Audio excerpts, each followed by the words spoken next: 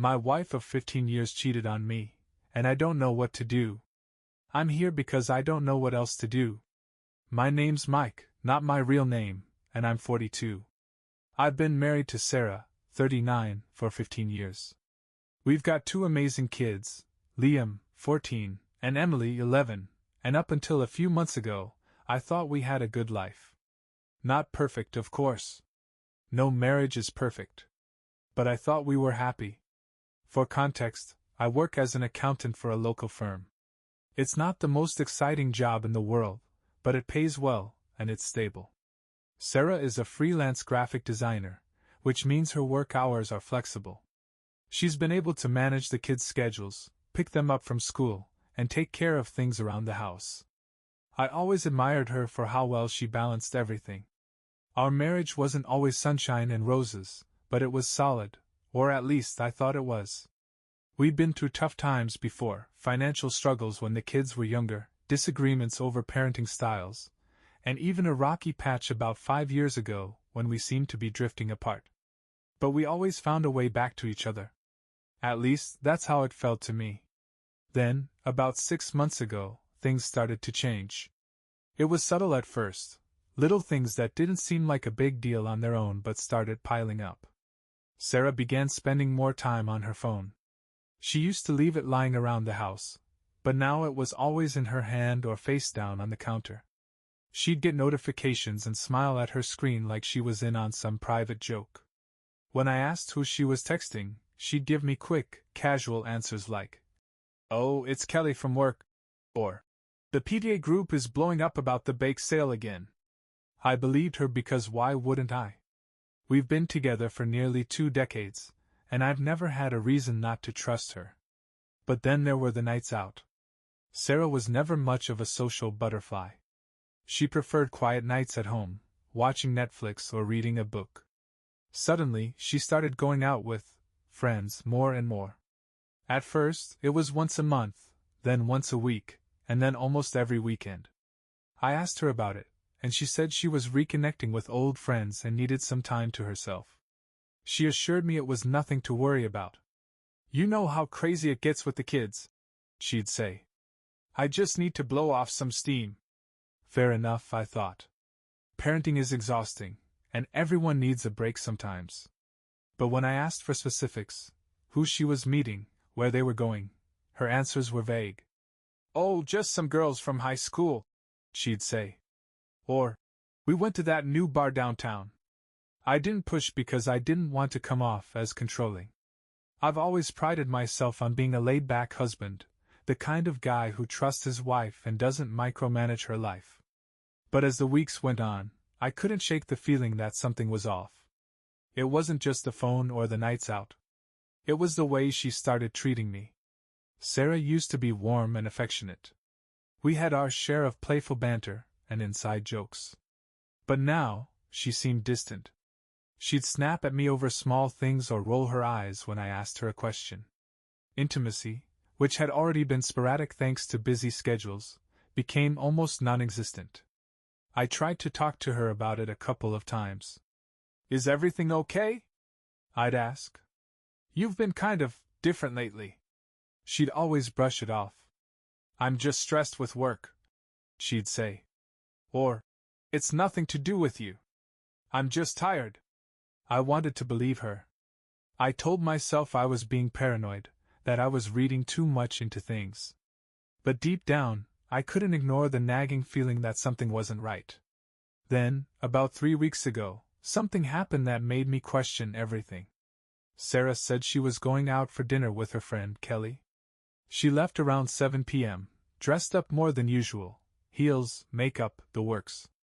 I told her she looked nice, and she gave me a distracted, "Thanks," before heading out. Around 9:30, I realized she'd left her laptop on the dining room table. Normally, I wouldn't think twice about it, but for some reason, I decided to open it. Maybe I was looking for reassurance. Maybe I was looking for answers. What I found instead was her email, left open to a thread with someone named Jake. The subject line read, "Can't wait to see you tonight, Redheart." Seeing that email subject line felt like a punch to the gut. I stared at the screen, my hands hovering over the keyboard, unsure of what to do. My mind raced with 1,000 questions. Who the hell is Jake? How long has this been going on? Was I jumping to conclusions? I clicked on the email thread, heart pounding so loudly I could barely hear my own thoughts. Their messages were sickeningly flirtatious, filled with inside jokes, pet names, and plans for future meetups. Jake wasn't just some casual acquaintance. This was someone she was deeply involved with. In one of the messages, dated earlier that day, Jake wrote, "Can't stop thinking about last night. You looked amazing in that dress. Counting down the hours until I can kiss you again." Sarah had replied, "You're sweet. Tonight can't come soon enough. I'll tell Mike I'm out with Kelly again." The room started spinning. I felt like I was going to throw up. I didn't want to believe it, but there it was in black and white, proof that my wife was lying to me, sneaking around, and meeting this guy. I kept reading, as much as it hurt. The messages went back months. They'd been seeing each other at least once a week, sometimes more. She'd been careful not to leave a digital trail. Most of their communication happened through a messaging app one didn't recognize, but clearly, she'd slipped up by emailing him this time. I sat there for what felt like hours, staring at the screen, my chest tight and my mind racing. Part of me wanted to call her right then and there, demand answers, and let her know she'd been caught. Another part of me felt paralyzed, unsure of what to do next. By the time she got home around midnight, I'd managed to calm myself down enough to act normal. Or at least I tried to. She walked in, looking radiant and happier than I'd seen her in months. "Hey," she said casually, kicking off her heels by the door. "You're still up?" "Yeah," I said, trying to keep my voice steady. "How was dinner?" "It was fine," she replied, heading to the kitchen for a glass of water. "Kelly's going through some stuff, so we talked about that." I wanted to scream at her, to tell her I knew everything, but I held back. I needed time to process. I needed to figure out my next move. The next day, I couldn't focus at work. I kept replaying the emails in my head, dissecting every detail. Was it my fault? Had I been a bad husband? Was there something I missed, some sign that could have prevented this? When I got home that evening, Sarah was sitting on the couch, scrolling through her phone. I decided to test the waters. "How's Kelly?" I asked, keeping my tone light. She glanced up at me, her face calm and unreadable. "She's fine." "Why?" "Just wondering," I said. "You've been spending a lot of time with her lately." She shrugged. "Yeah, well, she needs me right now. It's no big deal." Her ability to lie so effortlessly made my stomach churn. How long had she been doing this? How many times had she looked me in the eye and lied? Over the next few days, I started paying closer attention to her behavior. I noticed how protective she was of her phone, how she always kept it on silent and never left it unattended. I noticed how often she ran errands or had meetings with clients. It was like a switch had flipped in my brain, and suddenly, all the little things I'd ignored or dismissed were glaringly obvious. Eventually, I couldn't take it anymore. I needed to confront her. But I didn't want to do it without a plan. I needed to be sure I had all the facts. A few days after finding the emails, I decided to gather more proof before confronting Sarah. I didn't want to give her any room to lie her way out of it, or worse, turn the tables on me. I started paying attention to every little detail, every inconsistency in her stories. One evening, she told me she had a last-minute client meeting with a local boutique owner. It was an odd excuse. Most of her clients communicated through email or scheduled calls. Still, I played along. "Sounds exciting," I said, masking my suspicion. "Let me know how it goes." As soon as she left, I decided to check her location using the Find My Phone app we'd set up years ago when Liam kept losing his phone. I hadn't used it in ages, but it still worked. She wasn't at the boutique like she'd said. Her location pinged at a restaurant across town. I drove there, adrenaline pumping, half hoping I was wrong. When I pulled into the parking lot, I saw her car parked in the back. My heart sank. I sat there for a few minutes, debating whether to go inside or wait. Eventually, curiosity and anger got the better of me. I walked in and scanned the room. It didn't take long to spot her. She was sitting in a corner booth with a man I'd never seen before. Jake, I assumed. They were laughing, leaning close, and holding hands across the table. My wife of 15 years, the mother of my children, acting like a love-struck teenager with some random guy. I wanted to storm over there and cause a scene, but I stopped myself. What good would that do? Instead, I took out my phone and snapped a few pictures. If she tried to deny anything later, I wanted undeniable proof. That night, when she came home, I pretended everything was normal. She greeted me with a quick, "Hey, sorry I'm late," and went straight to the shower. I couldn't help but wonder if she was washing away evidence of her betrayal. I didn't sleep much that night. My mind was racing with questions, anger, and hurt. How could she do this to me? To our kids? Did she even care about the life we'd built together? The next day, I decided it was time to confront her. I waited until the kids were at school and she was sitting at the dining table, sipping her morning coffee. "Sarah," I said, my voice steady but firm. "We need to talk." She looked up at me, her expression cautious. "What's wrong?" "I know about Jake," I said. Her face froze. For a moment, she didn't say anything, just stared at me like a deer caught in headlights. Then she laughed, a short, nervous sound. "Jake? What are you talking about?" "Don't," I said, pulling out my phone and showing her the pictures I'd taken. "Don't lie to me, Sarah. I know everything." Her face went pale. "You followed me?" she said, her tone defensive. "Don't turn this around on me," I snapped. "You've been lying to me for months. Sneaking around, meeting this guy, and God knows what else. How could you do this to me? To our family?" At first, she denied everything. "It's not what it looks like," she said. "He's just a friend." "A friend?" I repeated, my voice rising. "Friends don't hold hands across the table. Friends don't send each other messages like the ones I found in your emails. Do you think I'm stupid?"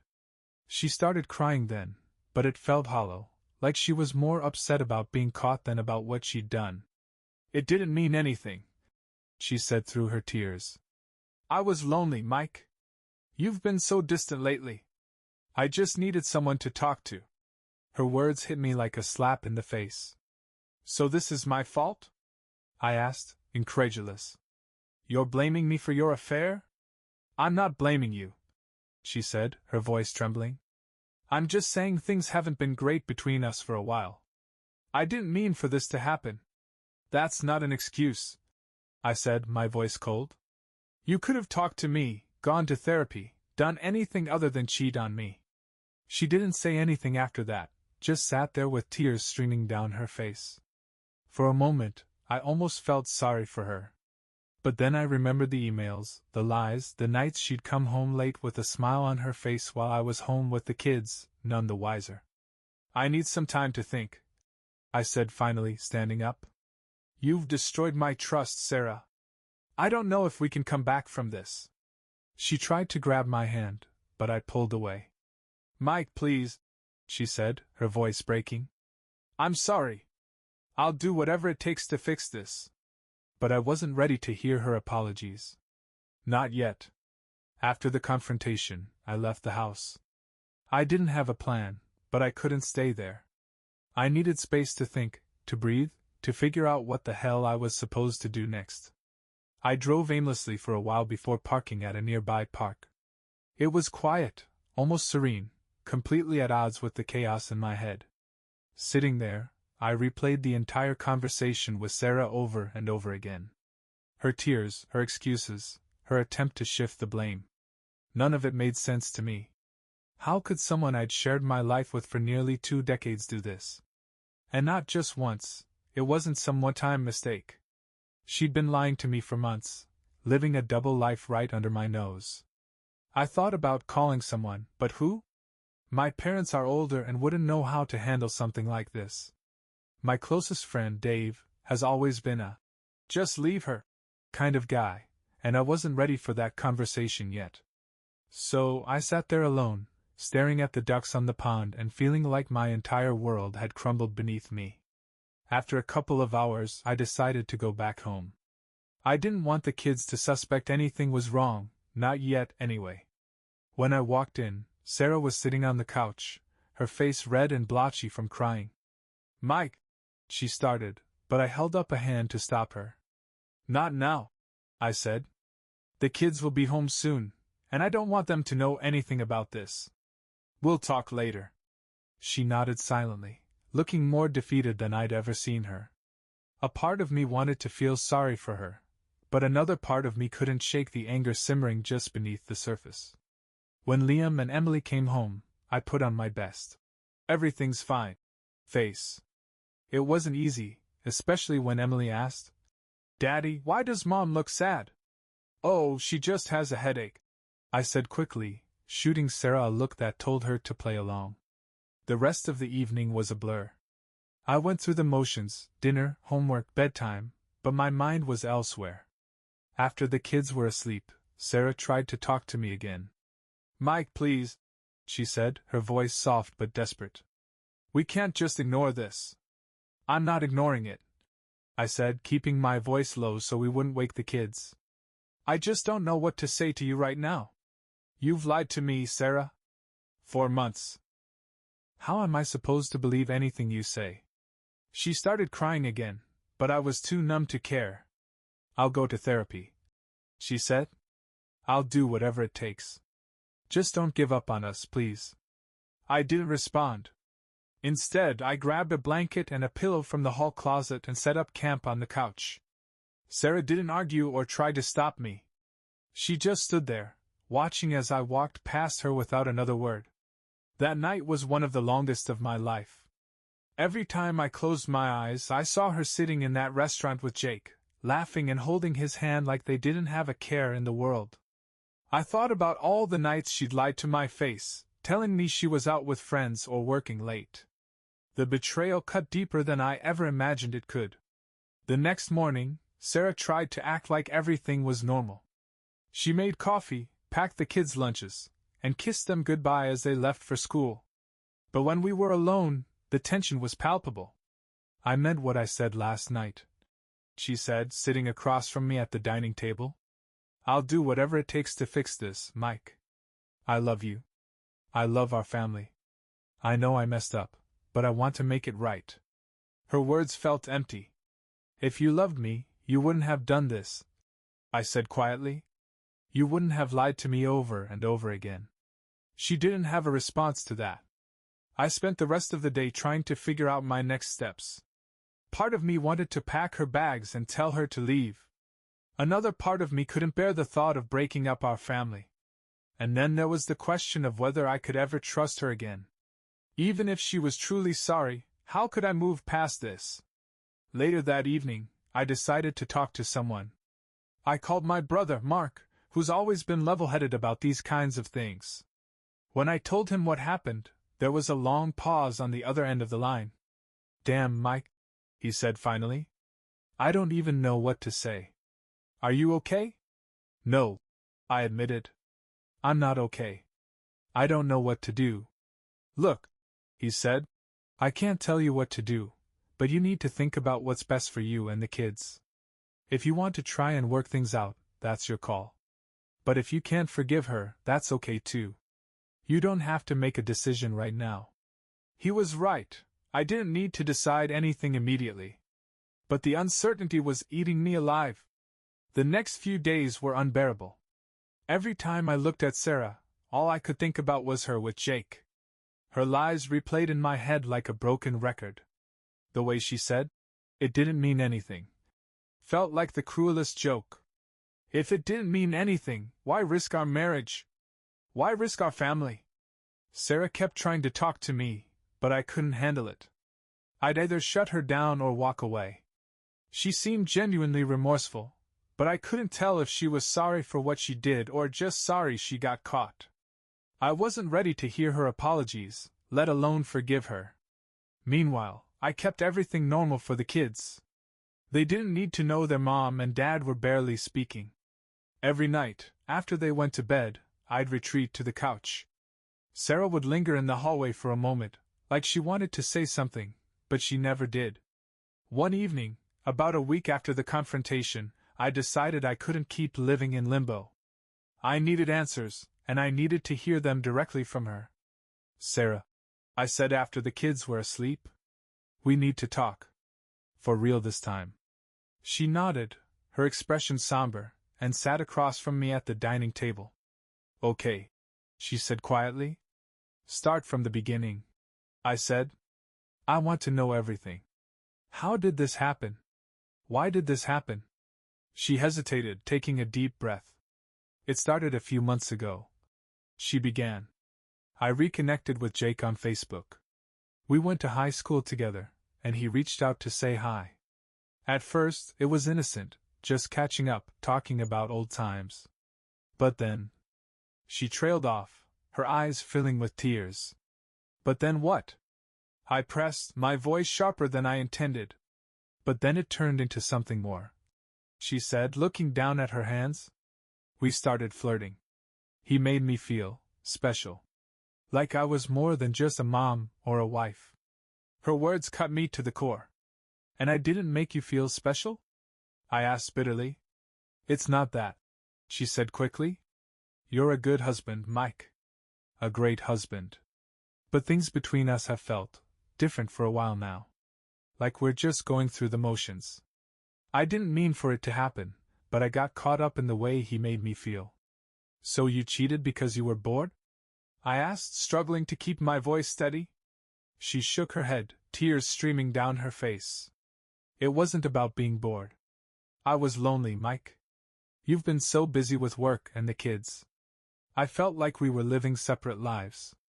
And Jake, he listened. He paid attention to me in a way that I hadn't felt in years. Her explanation felt like a slap in the face.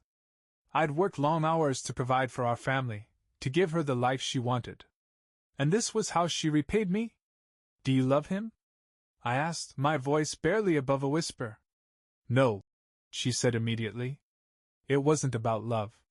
It was a mistake, a horrible, stupid mistake. I never wanted to hurt you, Mike. I swear. I didn't know whether to believe her. So what now? I asked. What do you expect me to do with all of this? I want to fix this, she said, her voice trembling. I'll cut off all contact with Jake. I'll go to therapy.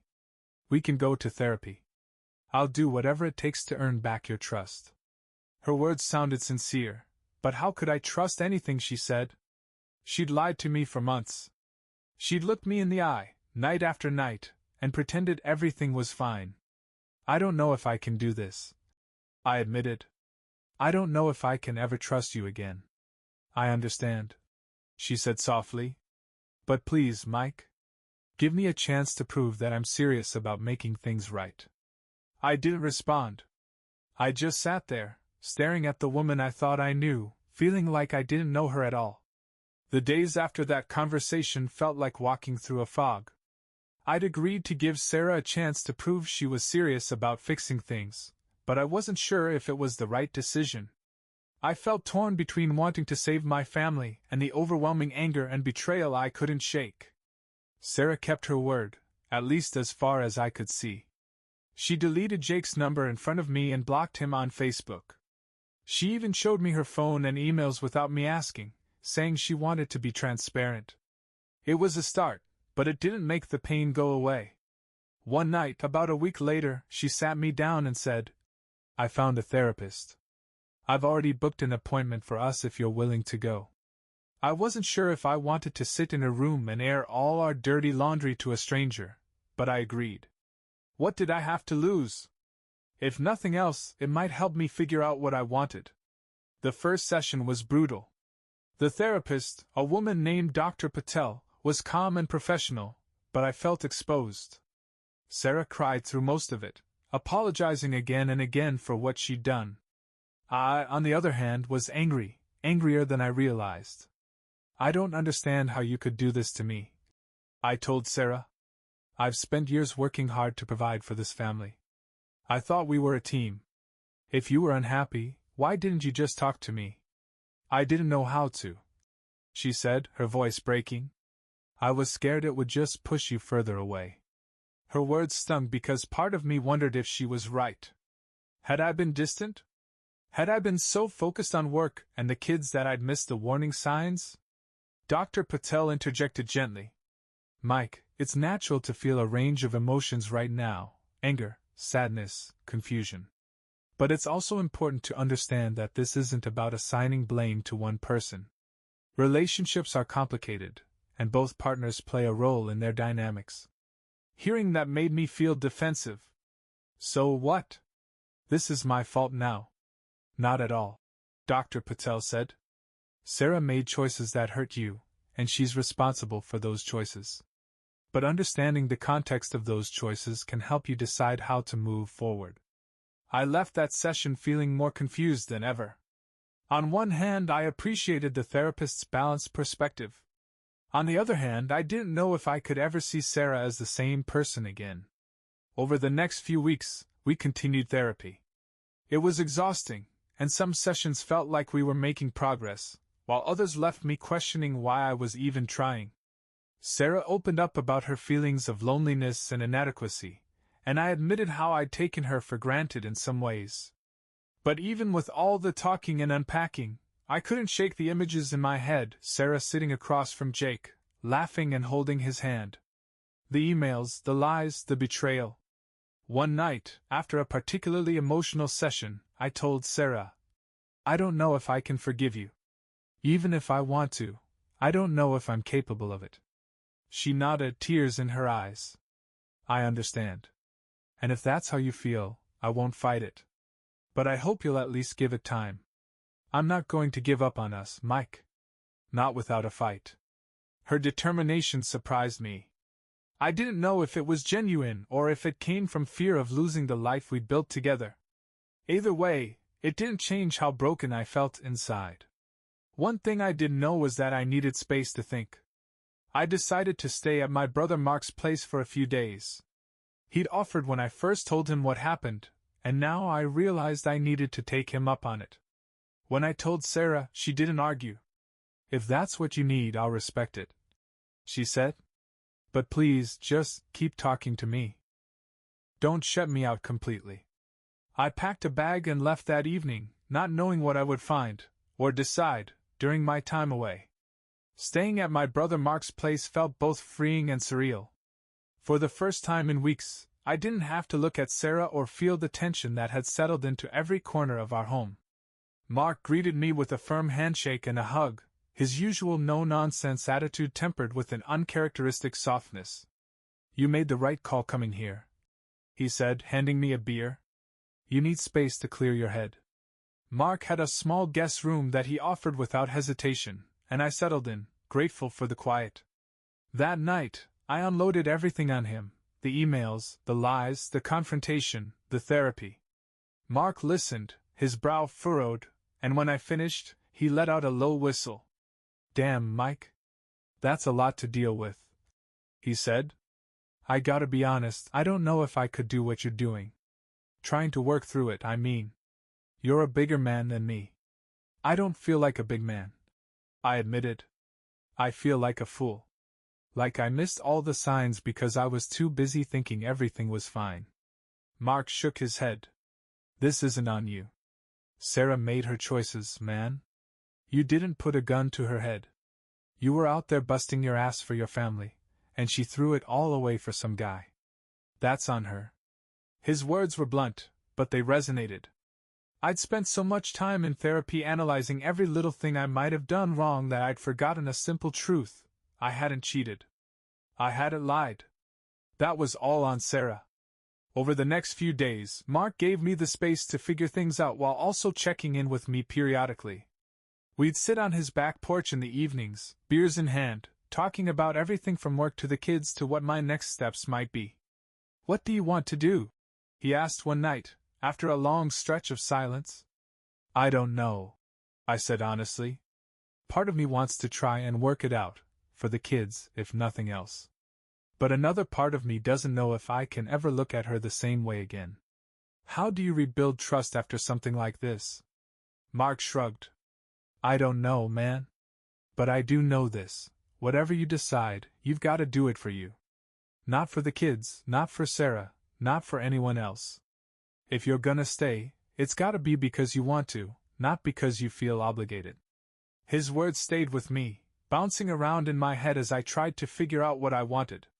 While I was at Mark's, Sarah called a few times. I didn't pick up at first, but eventually, I decided to answer. How are you? She asked, her voice tentative. Still trying to process everything. I said. I get that, she said softly. I just wanted to say I'm sorry again. I know I've said it a million times, but I mean it. I know I hurt you, and I hate myself for it. I'll keep going to therapy, even if you decide not to come back. Her words surprised me. It was the first time she'd said something that didn't feel like it was about saving the marriage, but about taking responsibility. Good, I said. You should keep going, Sarah. Whether we stay together or not, you need to figure out why you did this. For yourself. There was a long pause on her end. I understand, she said finally. And I will. That call left me more conflicted than ever. Part of me wanted to believe her, that she was genuinely sorry, that she wanted to change. But another part of me couldn't forget the pain she'd caused or shake the fear that this could happen again. On my last night at Mark's, he asked me one final question. If Sarah wasn't in the picture, if it was just you and the kids, what would you want your life to look like? I didn't have an answer. Not yet. When I drove home the next day, I still didn't know what I was going to do. But I knew one thing for sure. I wasn't going to let Sarah, or anyone else, push me into a decision I wasn't ready to make. Driving back home from Mark's, I felt like I was heading toward a crossroads. The house didn't feel like home anymore. It felt like a battleground for emotions I couldn't quite control. My grip on the steering wheel tightened as I thought about what waited for me. Sarah, her apologies, her promises, her tears. Could I face all of that again? When I pulled into the driveway, Sarah's car was there, as expected. The kids were at school, and the house was quiet. I sat in the car for a moment, gathering myself. Finally, I took a deep breath and stepped inside. Sarah was in the kitchen, wiping down the counters. She turned when she heard the door and froze for a moment before forcing a nervous smile. Hi, she said, her voice cautious. Hi, I replied, my tone neutral. There was a long, awkward silence as we stood there, either of us knowing what to say. Finally, I broke the tension. We need to set some ground rules, I said, my voice firm. Okay, she said quickly, nodding. Whatever you need. First, I said, this isn't going to be easy. I don't know if I can forgive you, and I'm not making any promises about the future. But if we're going to try to figure this out, I need complete honesty. No more lies. About anything. Of course, she said, her eyes welling up with tears. Second, I continued, you're going to keep going to therapy. Alone. I need to know you're serious about working on yourself, not just on saving our marriage. I will, she said, her voice barely above a whisper. And third, I said, I need space. Emotional space. I'll sleep in the guest room for now. I need time to figure out how I feel and what I want. You need to respect that. She nodded again, tears streaming down her face. I understand. I'll do whatever you need, Mike. I just want a chance to make things right. The rest of that day was awkward but uneventful. We avoided each other as much as possible, and when the kids came home, we slipped into our usual roles, pretending everything was fine. That night, as I lay in the guest room staring at the ceiling, my phone buzzed. It was a text from Sarah. Sarah, I know I've hurt you more than I can ever fix. But I'm not giving up on us. I love you, Mike. I didn't reply. The next few weeks were a roller coaster. We kept going to therapy, both individual and couples sessions.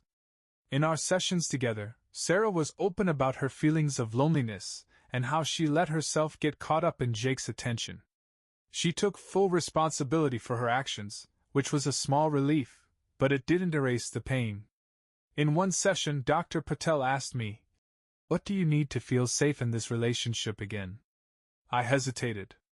"I don't know," I admitted. "I don't know if I'll ever feel safe again." "That's okay," she said. "Healing takes time. The question isn't whether you feel safe now, it's whether you believe it's possible in the future." That question stuck with me. Did I believe it was possible? Could I ever look at Sarah and not see the betrayal? Could I ever rebuild the trust that had been shattered? Sarah, for her part, was doing everything she could to prove she was serious about changing. She showed me her phone whenever I asked, gave me access to her social media accounts, and went to therapy religiously. She even offered to quit freelancing and take a regular office job to limit her alone time, though I told her that wasn't necessary. But no matter how hard she tried, the doubt lingered. Every time she left the house, I wondered where she was going. Every time her phone buzzed, I wondered who was texting her. It was exhausting, and I didn't know how long I could live like that. Then, one evening, something unexpected happened. Liam came into the living room while Sarah was out running errands. "Dad," he said, sitting next to me on the couch, "is everything okay with you and Mom?" The question caught me off guard. "Why do you ask?" "You guys just seem different," he said, fidgeting with the strings on his hoodie. "You're not laughing as much. And you've been sleeping in the guest room." I sighed, unsure of how much to tell him. "Your mom and I are going through a tough time right now," I said carefully. "But we're working on it. We both love you and Emily very much, and that's not going to change." He nodded, but I could tell he wasn't satisfied with my answer. "I just want you guys to be happy," he said quietly before heading upstairs. His words hit me hard. I didn't want my kids to grow up in a broken home, but I also didn't want to teach them that staying in an unhappy marriage was the answer. For the first time, I realized that whatever decision I made, it wasn't just about me or Sarah, it was about them, too. That night, I lay awake, staring at the ceiling once again, wondering what the right path forward was. The days blurred together as I tried to navigate life in this strange limbo. Therapy sessions, tense dinners, forced smiles for the kids, it all felt like I was playing a part in a play I hadn't signed up for. Sarah kept trying, though. She made every effort to show me she was committed to fixing things. She started leaving me handwritten notes, little things like, "I know I've hurt you, but I'm grateful you're giving us a chance," or "I love you, no matter what happens." I didn't know if they helped or just made me feel worse. One morning, after dropping the kids off at school, I decided to take the day off work. I wasn't accomplishing much there anyway. I'd just sit at my desk, staring at spreadsheets while my mind wandered to the mess my life had become. Instead, I went to a coffee shop, ordered a drink, and sat by the window, staring out at the street. I thought about Liam's words. "I just want you guys to be happy." He deserved that. Emily deserved that. Hell, I deserved that. But what did happiness look like now? Could I ever be happy with Sarah again? Or would the betrayal always hang over us like a storm cloud? While I sat there, my phone buzzed with a notification from Sarah. It was a photo of a sticky note she'd left on the fridge. "Therapy at 4 today. Don't forget. I'll pick up the kids after." It was small, but it struck me. She wasn't pushing me or guilt-tripping me. She was just trying to keep the wheels turning. I wasn't sure if it was enough, but I knew I had to keep moving forward. That afternoon, therapy took a turn I wasn't expecting. Dr. Patel had us each write down our biggest fear about the future and share it with each other. When it was my turn, I read my note. "I'm afraid I'll never be able to trust her again. That no matter how hard we try, this will always be between us." Sarah nodded, tears brimming in her eyes. "I understand," she said softly. Then it was her turn. She unfolded her note with trembling hands and read, "I'm afraid he'll never forgive me. That he'll decide he can't live with what I've done and walk away." Her voice cracked as she spoke, and for the first time in weeks, I saw her not as the woman who betrayed me but as someone who was genuinely terrified of losing everything. It didn't erase the hurt, but it made me pause. After the session, we sat in the car in silence for a long time before Sarah finally spoke. "Mike, I don't know how to fix this," she said, her voice barely above a whisper. "But I want to. I'm willing to spend the rest of my life proving to you that I can be the woman you deserve." I didn't know how to respond. Part of me wanted to believe her. Part of me wanted to scream at her for breaking my heart. Instead, I said, "I need time, Sarah. That's all I can say right now." "I understand," she said, wiping a tear from her cheek. The following days brought a strange mix of small steps forward and lingering doubts. Sarah kept going to her individual therapy sessions and encouraged me to ask her anything, no matter how hard it was for her to answer. She told me more about how her emotional connection with Jake had started, how she'd let herself believe it was harmless until it was too late. "I hate myself for it," she admitted one evening as we sat at the kitchen table after the kids went to bed. "Every time I think about what I've done, I feel sick. You didn't deserve this, Mike. And I'll never forgive myself for hurting you like this." Her honesty was disarming, but it didn't make the pain go away. I still couldn't get the images out of my head, her laughing with Jake, the emails, the lies. One night, as I lay in the guest room staring at the ceiling, I thought about something Dr. Patel had said. "The question isn't whether you feel safe now, it's whether you believe it's possible in the future." Did I believe it was possible? Could I see a future where this didn't define us? The next morning, Sarah asked me a question that caught me off guard. "Do you want me to move out?" she asked, her voice steady but sad. I stared at her, unsure of how to answer. "Why are you asking that?" "Because I don't want to make this harder for you," she said. "If my being here is making it harder for you to heal, then I'll go. I'll do whatever you need."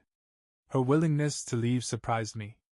It wasn't what I expected, and it wasn't what I wanted, not yet at least. "I don't know," I said honestly. "I haven't decided." "Okay," she said, nodding. "Just let me know." For the first time in weeks, I felt like the ball was truly in my court. I didn't know what I was going to do with it, but at least I knew the decision was mine. The question lingered in the back of my mind all day. Do I want Sarah to move out? It felt like such a definitive step, one I wasn't sure I was ready for. Asking her to leave might give me the space I needed, but it could also feel like the beginning of the end. That night, after the kids were asleep, Sarah approached me again. "Mike, I know you need time," she said, sitting across from me at the dining table. "But I also know this isn't fair to you. I'm the one who caused this, and I don't want to keep hurting you by being here if it's too much." I studied her face, looking for any sign of manipulation, any trace of the person who'd lied to me for months. All I saw was someone who looked broken, scared, and deeply ashamed. "I don't know if you moving out is the answer," I admitted. I need to figure out what I want. And I don't know how to do that with you here, but I also don't know how to do it without you." "I get that," she said quietly. "I'll leave if you want me to. But I don't want to give up on us, Mike. I want to fight for our marriage. I just need to know if you're willing to fight with me."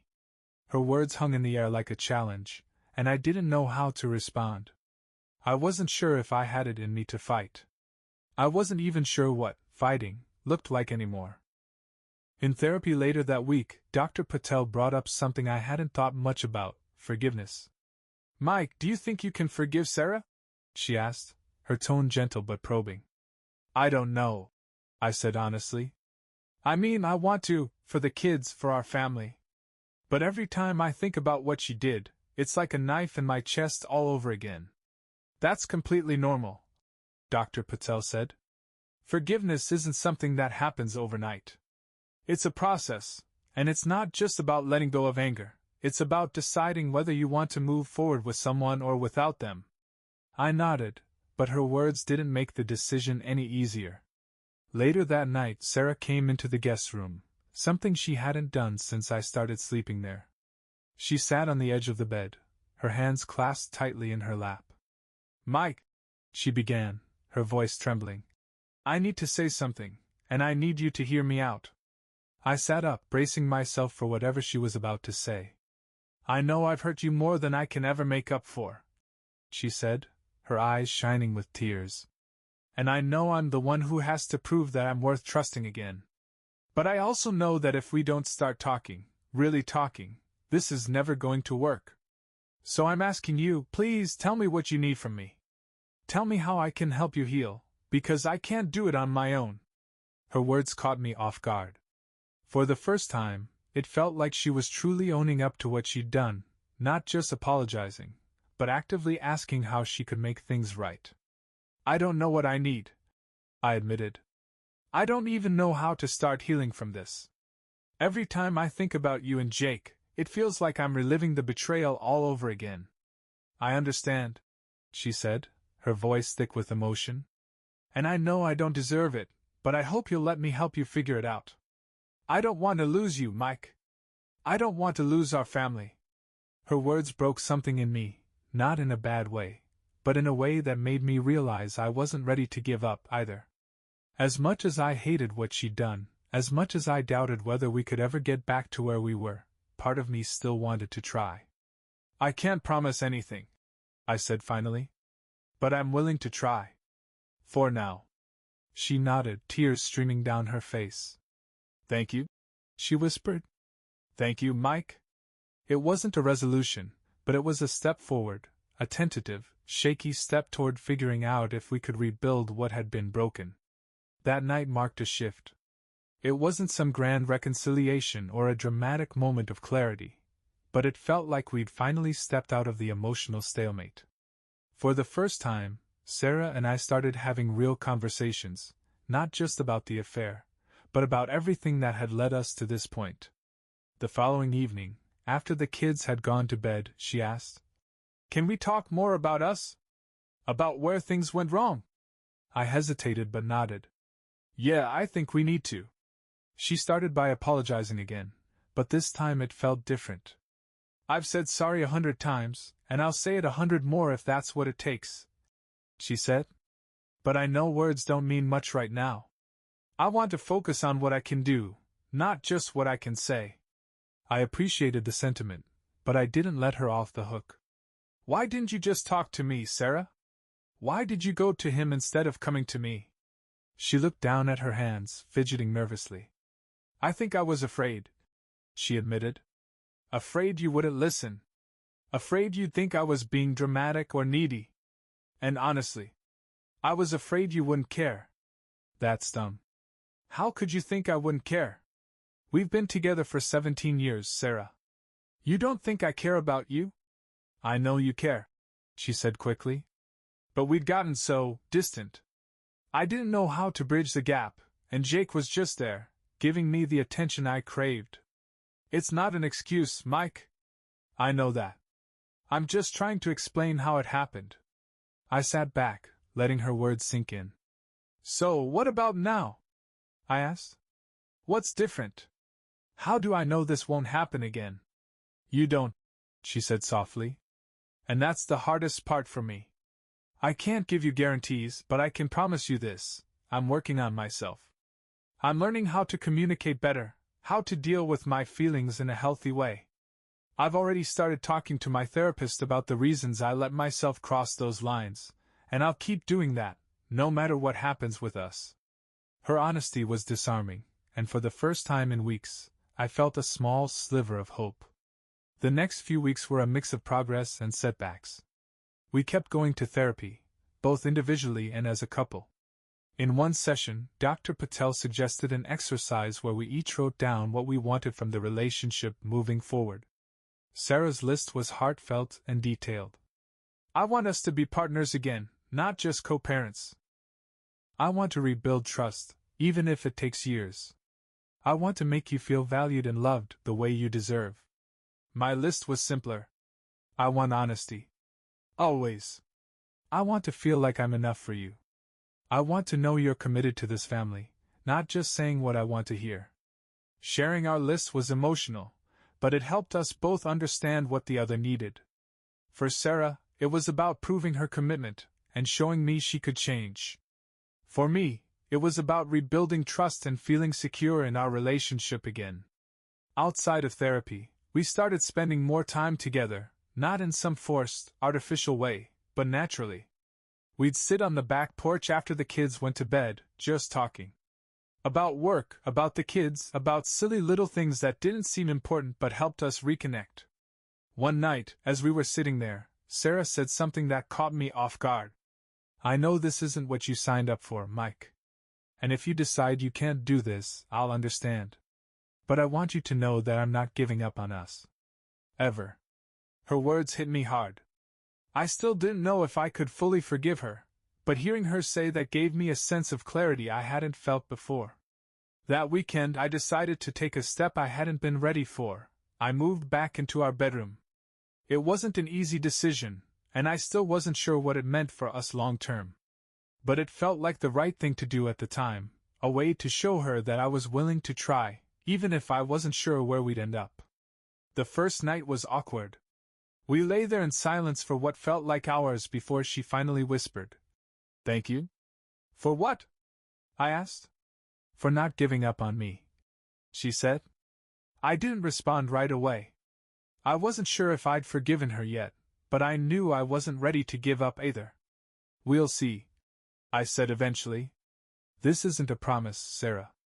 It's a step. That's all I can give you right now." "That's enough," she said, her voice breaking. "Thank you?" Moving back into the bedroom didn't magically fix everything. The emotional distance between us was still there, and I knew it would take time, if it ever truly went away. But it felt like progress, and for now, that was enough. In the weeks that followed, we started finding a new rhythm. Therapy continued to be a cornerstone of our efforts. Dr. Patel encouraged us to focus on rebuilding the small things that made our relationship feel safe and intimate, sharing a laugh, asking about each other's day, holding hands even if it felt awkward. At first, these little gestures felt forced. Sarah would reach for my hand, and I'd hesitate, my mind immediately flashing back to everything she'd done. But I pushed through it, telling myself that if I wanted any chance of moving forward, I had to at least try. One night, after the kids were asleep, Sarah brought out a photo album I hadn't seen in years. "Remember this?" she asked, flipping through the pages. It was our wedding album. I hadn't looked at it since we packed it away in the basement years ago. Seeing the pictures brought a mix of emotions, nostalgia, sadness, and a faint glimmer of hope. She pointed to one picture of us dancing at the reception. "That was the happiest day of my life," she said, her voice soft. "I want to get back to that, Mike. I know we're not there yet, but I believe we can be." I didn't know how to respond.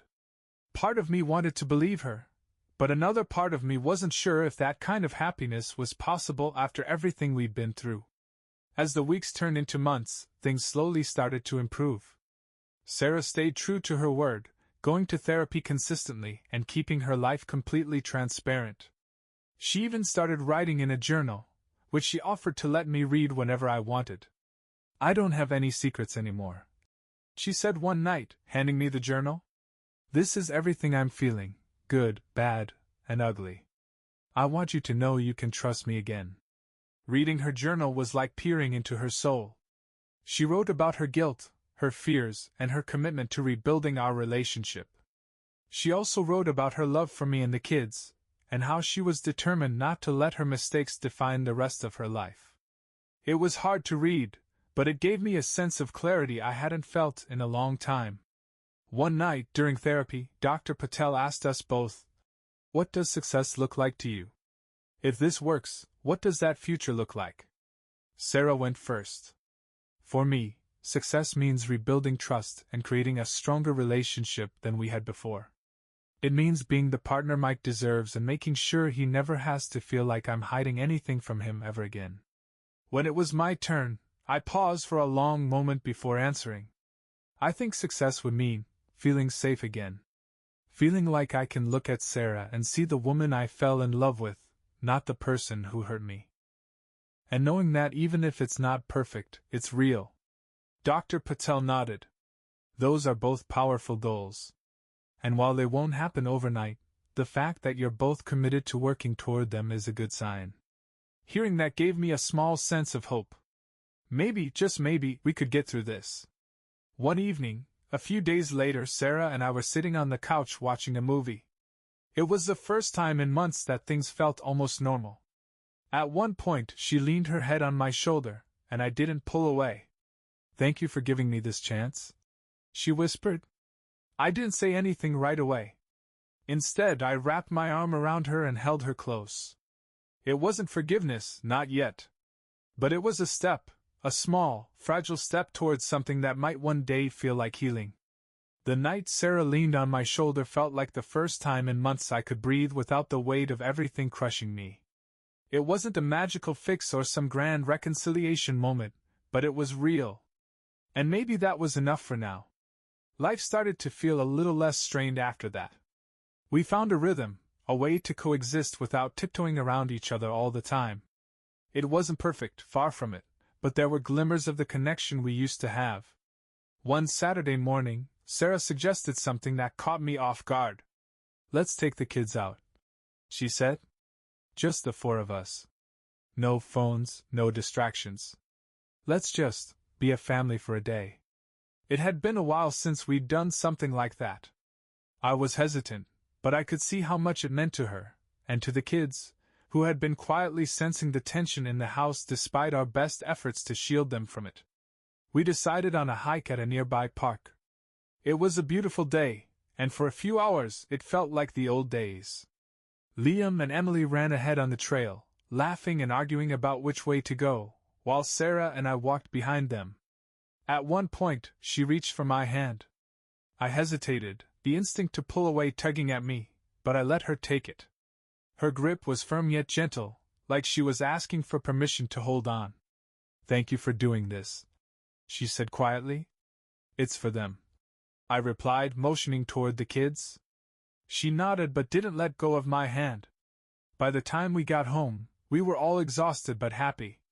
The kids went straight to their rooms to crash, and Sarah and I sat on the couch, sipping coffee.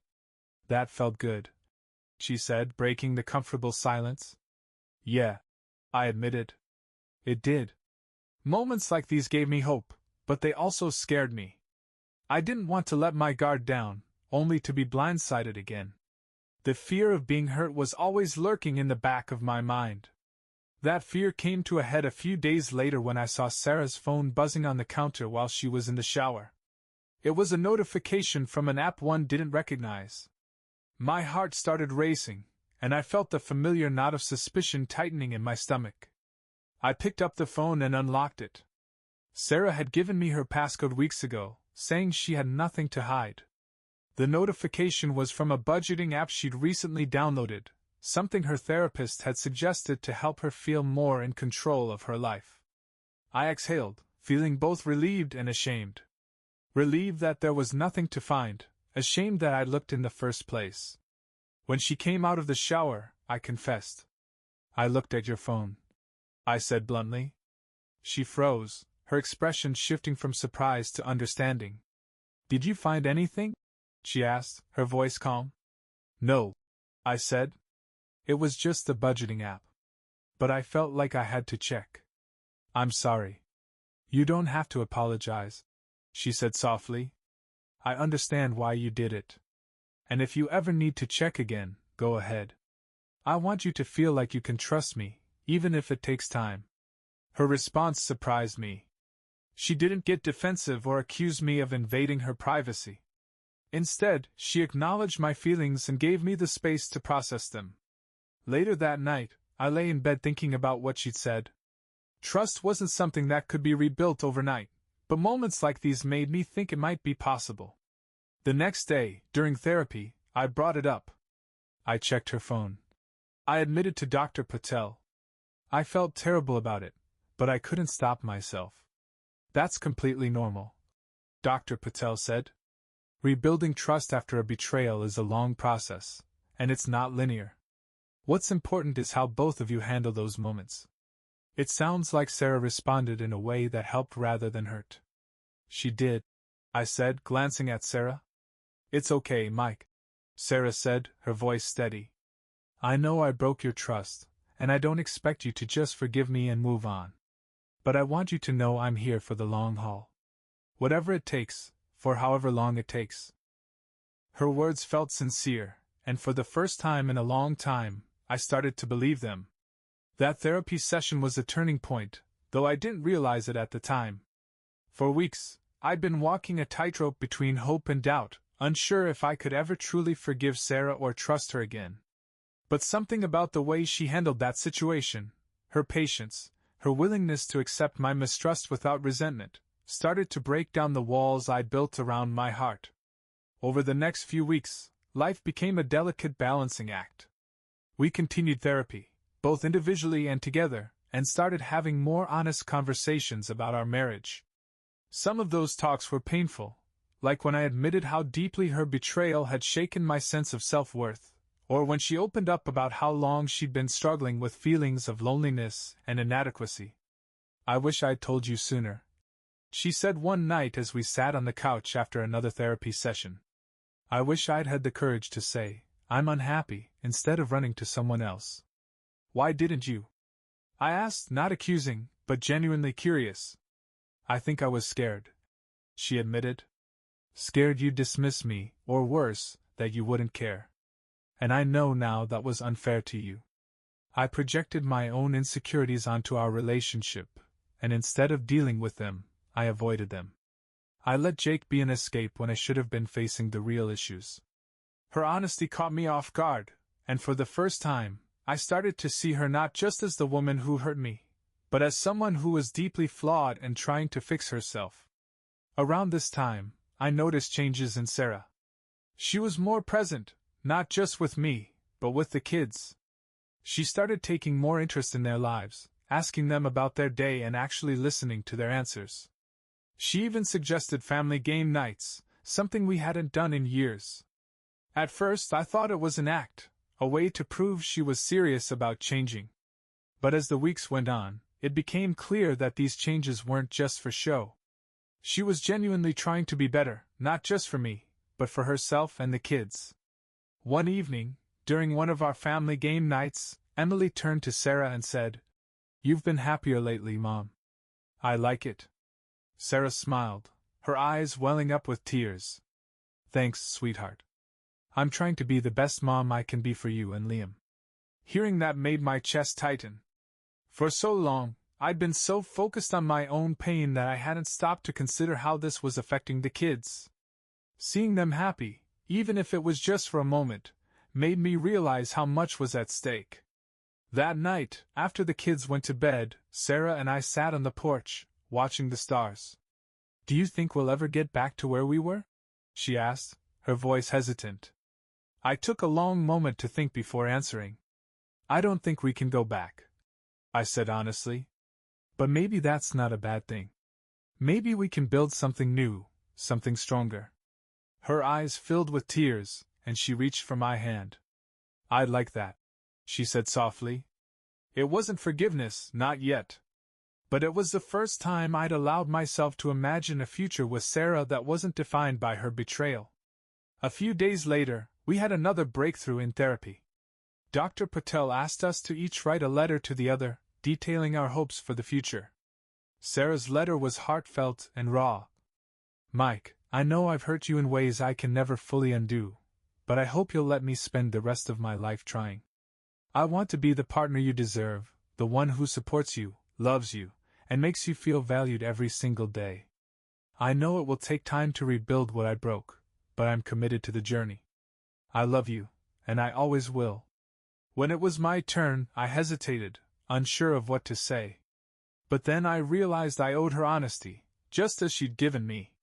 "Sarah, I don't know what the future holds, but I'm willing to keep trying. I still have a lot of anger and hurt to work through, but I can see how hard you're working to rebuild my trust, and I respect that. I hope we can find a way to move forward, not back to what we were, but to something new. Something better. For us and for our family." Sharing those letters was one of the most emotional experiences of my life. We both cried, but for the first time, the tears didn't feel like they were coming from a place of pain, they felt like they were coming from a place of healing. As I sat there, holding Sarah's hand, I realized that while the road ahead would be long and difficult, I wasn't ready to give up. Not yet. The weeks that followed were slow but steady. There were still moments of doubt and pain, moments where I questioned if I'd made the right choice in staying. But there were also moments of connection, small but significant, that reminded me of why I fell in love with Sarah in the first place. One of those moments came on a random Thursday evening. I came home from work to find Sarah cooking dinner with music playing in the background. It was an old playlist we used to listen to when we were dating, filled with cheesy love songs and songs we'd sung along to in the car. "Is this for me, or are you just feeling nostalgic?" I asked, raising an eyebrow as I leaned against the doorway. "A little of both," she admitted, turning to smile at me. "I thought it might be nice to bring back some good memories." It was a small gesture, but it meant something. For the first time in a long time, I didn't feel like I was walking into a house full of tension. After dinner, we sat on the couch with the kids and watched a movie. Sarah reached for my hand, and I let her take it. Liam noticed and gave me a subtle, approving smile. That little look from my son made me realize just how much they'd been affected by everything, and how much they wanted us to work things out. Later that night, Sarah and I stayed up talking. It wasn't about the affair this time, or about therapy. We talked about the kids, about dreams we'd had when we were younger, about the stupid things we used to do before life got so complicated. It felt good to just talk like that, like we were rediscovering each other. But even with those moments of connection, I knew the work wasn't over. One evening during therapy, Dr. Patel asked me, "Mike, how do you feel about where things are now compared to where they were a few months ago?" I thought about it for a moment. "I feel hopeful," I said slowly. "But I also still feel guarded. I think I'm afraid to let my guard down completely because I don't want to get hurt again." "That's completely understandable," Dr. Patel said. "Trust takes time to rebuild, and it's okay to take things one step at a time. The important thing is that you're allowing yourself to feel hope, even if it's mixed with caution." Sarah nodded, tears brimming in her eyes. "I know I can't erase the past," she said. "But I'll keep working to prove that you can trust me again. No matter how long it takes." The progress we were making felt real, but it wasn't without setbacks. One night, I had a dream about Sarah and Jake. It felt so vivid, so real, that I woke up in a cold sweat, my heart pounding. I couldn't shake the feeling all day, and by the time I got home, I was distant and irritable. Sarah noticed immediately. "Mike, what's wrong?" she asked, her voice full of concern. "Nothing," I said quickly, avoiding her gaze. "Please don't shut me out," she said gently. I hesitated before finally telling her about the dream. "It felt so real," I admitted. "Like it was happening all over again." Sarah's face crumpled, and she reached for my hand. "I'm so sorry," she said softly. "I hate that I've done this to you, that I've made you feel this way. I wish I could take it all back, but I can't. All I can do is keep trying to be better." Her response caught me off guard. She didn't get defensive or frustrated. She just listened and acknowledged my feelings, which made it a little easier to let go of the lingering anger. As time went on, those moments of doubt became less frequent, and the moments of connection grew stronger. We weren't back to where we used to be, and maybe we never would be. But we were building something new, something that felt more honest and grounded. One evening, as we sat on the porch watching the kids play in the yard, Sarah turned to me and said, "Do you think we're going to make it?" I thought about her question for a long moment before answering. "I think we have a chance," I said honestly. "And right now, that's enough for me." She nodded, her eyes glistening with tears. "It's enough for me, too." The road ahead was still uncertain, but for the first time in months, I felt like we were walking it together. And maybe, just maybe, that was the first step towards something better.